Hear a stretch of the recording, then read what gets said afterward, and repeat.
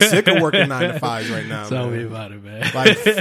Fuck it. Like I'm tired of working. Like, you know how difficult it is some days to get up and go punch in at a certain time and work a certain amount of hours, and you got to reach certain goals, and it's like, man, fuck this shit. When did that happen for you? What was like that moment where you realized, damn? Shit, I'm just sitting there one day, like you just see, you know what it is for me is I see people like peers, and then you see people on television, you see people on YouTube, and like they're making money doing things that they enjoy doing and not going to work at a regular 9 to 5, just based off of some certain skill that they learned or something that they was able to monetize. Yeah. I'm like, yo, why can't I do that? Like, there's no reason for me not to be able to do that at all. Yeah, I see what you're saying. It's kind of tough, though. I think at the same time, we have to be careful with looking at what they do, if you know what I mean. Because people can get caught in that comparison trap. That's a fair point. I'm not saying you would do that, but I'm saying I think a lot of our peers fall into that, where they go to Instagram, they see the way other people are living their lives, but that's not the reality of how their life is. They could be maxing out their credit cards, but I think what you're speaking of is by like their profession, though, what they're doing. So I agree with what you're saying. I think we're in the age where we should be able to monetize based on our skills, like what you're doing right now. Right. Probably, yeah. And yeah, it's one of those things. Like, it's just, first of all, just waking up and gotta be at a certain place at a certain time for a certain amount of hours. Like, that shit is just not. It's for the birds. Yeah. And and don't get me wrong, I appreciate my job. You know, it pays my bills. Shout out to the jobs. You know what I'm saying? It helps me do what I'm doing right now with this podcasting, and it funds what I want to do. Mm-hmm. But it's not something I'm trying to be at for the rest of my life. It's a platform to get you probably where you want to go. Right, exactly. And that's what a job should be. Or, you know, if you're going to be invested in a career, something that you enjoy doing with that career, you know what I mean? Yeah. But for me, my ultimate goal is not to be punching in the clock. Like, I want to be my own boss. So I want to be part of a unit where we are all making a decision together. Making money together. Exactly. That's the ultimate end goal for me. Do you have any people you look up to in that space that are currently doing that? I had a gentleman on earlier, on my first episode of this podcast, Mr. Willie A. Price. I think I skipped through that one. And like, listening to him, that was also one of those like eye-opening things where he's like explaining what he does, and he's like, yeah, man, like I got this going on, and I run this type of business, and I got this program going on. Like, all my bills is paid up to this point. Dang, I'm that's like, inspiring. You know what I'm saying? I'm listening to that. I'm like, God damn. And then, like, I got a source right there. He's like, yo, man, anytime you want to learn, right? Exactly. Anytime you want to learn any of this shit, hit me up. I can guide you. I can show you how I did it and kind of go from there. I'm like, yo, I got literally a resource right there. Yeah, you got to use that. Tap into that. Exactly. I got family members who started, like, I got a family member that lives in Buffalo, and she got, one of the best degrees and had one of the best jobs and all that. Yeah. But she fucked around and, started her own business with, like, I forgot what products she was selling, but she enjoyed doing that. Is it a side hustle? I think it's a side hustle, but I don't know if I haven't talked to her in a while. I gotta hit her up, see how she's doing. But like, seeing stuff like that, like, that's my own family member doing shit like that. Yeah, I'm not sure if you feel the same way, but in our community, the Black community, we don't do enough of, like, asking questions and, giving game to each other to help pull each other up. It's always a competition between one another. It is. I don't know where that stems from, but yeah, we're all trying to get to the same place, but we're not helping each other get there. Yeah. And that's the thing about it too, where, like, I remember I seen this analogy. I want to see it was on Twitter or Facebook or one of those social media outlets, where they was like, Black folks, we always seem to be in competition with one another, but we can always help each other no matter what, even if we're selling the same product. Yeah. And it was like, yo, look at bread. Like, you go to a grocery store, you see fucking 10, 20 different types of bread. Wonder bread. You know what I'm saying? But it's all still like one unit. You know what I mean? Like, it doesn't matter. It's all bread. Right. Everybody has their favorite. You know what I mean? So, like, what I'm doing right now may not be somebody's cup of tea, but it might be somebody else's, and then they could go share that knowledge. Hey, man, you go listen to this, right? So check it out. You know what I'm saying? Like it's always something out there for somebody, no matter what it is. And I think that we should share that knowledge with one another and try to help build upon that. Like, I've never been the type to hate on somebody else's shit. Like, that shit is corny to me. Like, how you gonna get mad at somebody else's because they're trying to do something to better themselves? And you know what I mean? Yeah, I hate to say it, but you know, I had conversations with people, and that might be one of the things that come from slavery. I don't know. The competition aspect, I don't know. It could be. It's crazy. I think it is part psychological, though. Like, we feel the need to put each other down. I don't know. I don't get it, but hopefully we can continue to uplift each other as we go into the new year and stuff like that. Yeah, that should be the main goal. It should be. I wish we could save everybody. To be honest, like, that's the type of energy that I got right now. I like, feel you on that. I wish people asked me more questions about what I do and how I got to where I'm at, but you know, I'll help everybody. Right. If they want to get to where I'm at. I'm not saying I'm the most successful, but you know. Yeah. Man, talk about it, man. What do you do for a living? I never talked about it. Yeah, tell your story. Where do we start? Niagara Falls? So first of all, like, what is your position right now? What do you do as your career? I'm currently a systems engineer, which is partly electrical engineering and, you know, by trade or by my degree. I've been in the field for about 5.5 years. So something that, you know, helped me, it was, you know, one of those things that helped me get out, you know, our environment that we're in right now. It was just a tool. That's what I look at a degree as. It's just a tool. But yeah, it's been great. It afforded me a lot of opportunities such as traveling and, you know, meeting people, living in different environments, which I think helped a lot with my growth and development. That's what's up. Yeah. So, all right, so let's bring it back to hometown, Niagara Falls. Mm-hmm. So born and raised Niagara Falls, like literally lived across the street from where I live at. Yeah. Like, so we grew up together. When did education become such a strong point for you? I love that question. Probably about 10th grade, to be honest. I realized, well, that was around the time when, you know, Obama was really hot.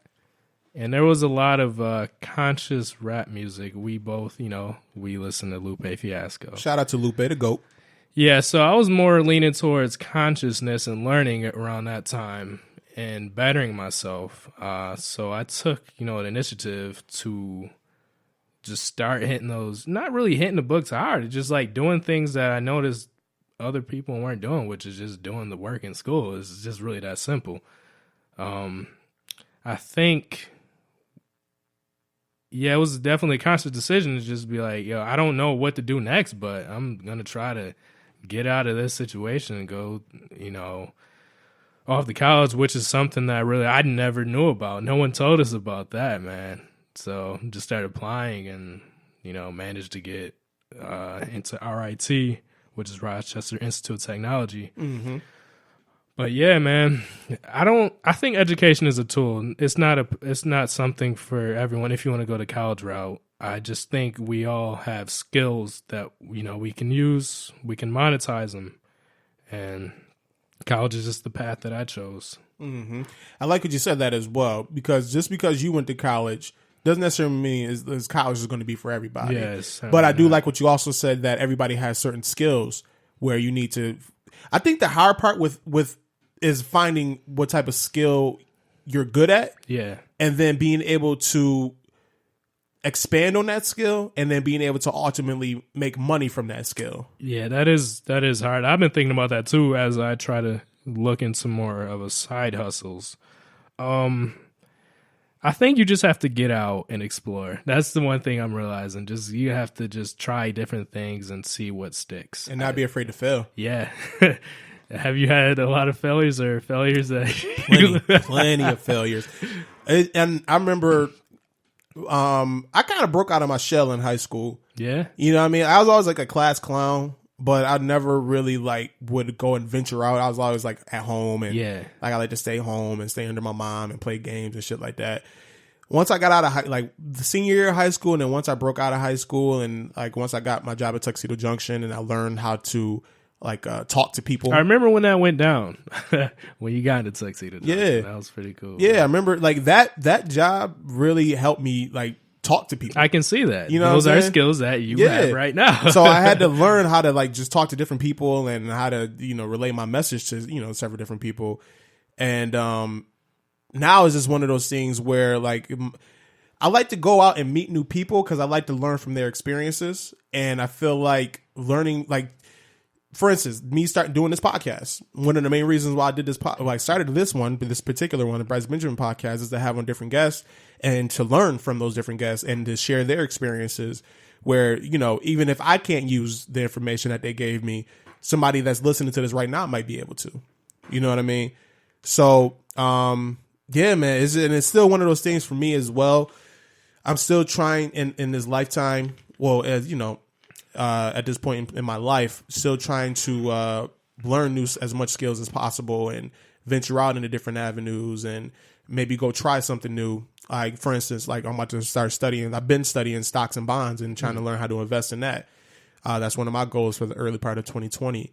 Give that a shot, you know, see what I can do with that. You know, if that fails, then, you know, move on to a different goal or, you know, continue forward. You know what I'm saying? Yeah. Nah, man, I think that's the perfect way of saying it, man. What made you decide to get into stocks, though, out of curiosity? You know, it's crazy. Over the last couple of months, I was watching just random YouTube videos, going down that YouTube wormhole. Man, that's dangerous sometimes. It can be. And I ran into this show called the Infograph Show on YouTube. Basically just like little cartoons about different stories and history. And there was one about Warren Buffett. And I was watching it and, you know, did like a biopic of his life in like a, you know, little short 15-minute video. But I'm like, damn, this dude fucking Warren Buffett as a little kid, like had a mind for this shit.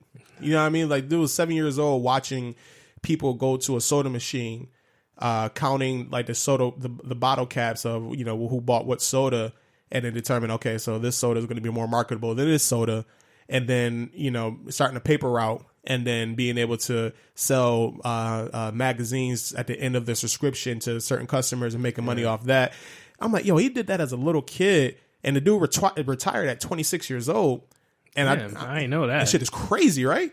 My man retired at 20, paid for college from his paper route, paid his full college tuition, bought his house and everything with his wife and his kids,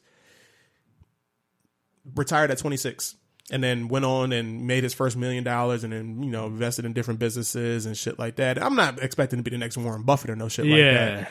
But I'm just thinking to myself, I'm like, yo, why am I not trying to venture into this avenue? Because you never know what can pop off.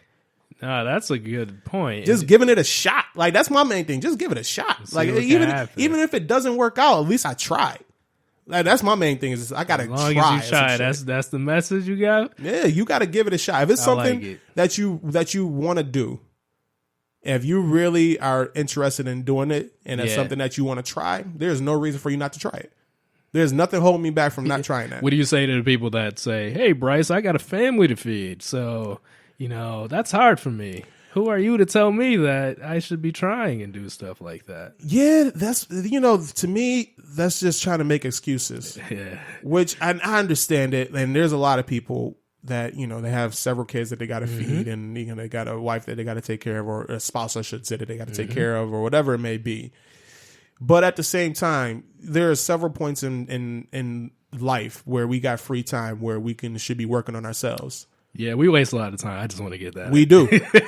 I notice how much time I be wasting. I'm like, yo, I'm literally sitting here playing a fucking video game right now, and I could be literally just studying something. Yeah. Like I could be working on myself right now. So you would say to like people who waste time, they just don't want it bad enough? Like if you look at the time they spend throughout their day, but they're complaining that they want to get out their situation, you think that's just they don't want to get out. I think it's a certain mentality switch that we got to make, because we're so used to the norm. We're so used to waking up, punching 9 to 5, going to work, coming home. If you got kids, you know, feeding your kids or taking them to where they got to go, helping them with their homework, and then, you know, at that point now you feeling physically exhausted or some shit like that. So now all you want to do is just sit back and watch TV or you know, play a video game or eat or whatever it may be. But there are certain times in that day, even if it's for a short period of time, like you got 30 minutes to yourself. Yeah. you know, that could be 30 minutes of you reading up on a, you know, some type of book